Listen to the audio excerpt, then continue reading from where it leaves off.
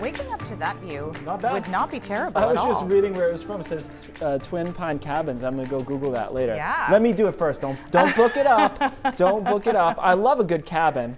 As you know, I'm not a tent guy, but Yeah. that's gonna be Gosh, look at that water though. Nice. Just beautiful sure view. it's a little chilly, but they got a little bit of snow still. Kind of on the top of Katahdin.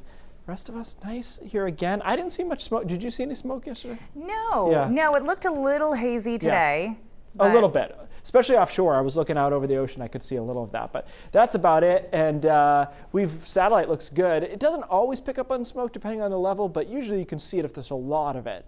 And so there's none on satellite right now. The latest product, this is a government product here showing you where the wildfire smoke is, does have just a little haze here down across southern parts of Maine, but the thicker stuff is down across southern New England and then kind of reaching back into the Champlain Valley of Vermont. And then of course just localized with this wildfire out there that's sliding off to the east. So, you know, here and there we'll see it. I don't think it's going to be a big problem for us. Rest of today looks good. We're in the 70s to low 80s inland. We're still in the 60s along the coast. I think we'll be able to get to 70 to 75 here later this afternoon.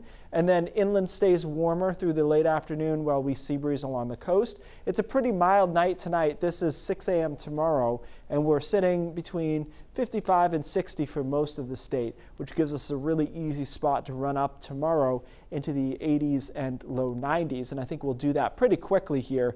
This is tomorrow at 1 o'clock, 85 in Portland, 83 Wiscasset. I'll take the over on Rockland. I think we'll probably get to about 80, 83 in Bar Harbor, and then upper 80s already inland. This model does have a couple of showers around, as we talked about. I don't think there'll be many of those. If there's one, it's probably a 10% chance of a shower, if that. Mostly it's just hot and a little bit humid too. And we start that way on Friday, where we're focusing on Thursday, but just to be clear, through the first half of Friday is pretty hot. I mean, look at 9 a.m.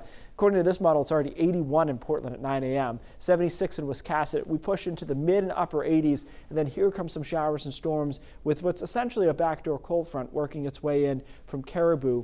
Those showers and storms become more numerous in the afternoon and evening. A couple of them could be strong to severe. We'll keep an eye on that if they pop up and become a little bit feisty. And then it sinks to the south, the front does, on Friday night.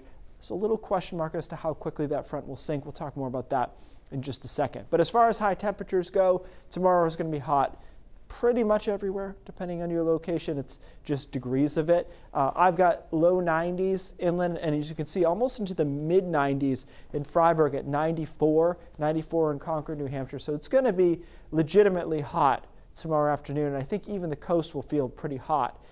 All right, back to the weekend. What's going on with that? Front comes through Friday afternoon, Friday night. We know that. And then how far does this front get offshore? Because there'll be a low out here, what we call retrograding, which is coming back against the general jet stream.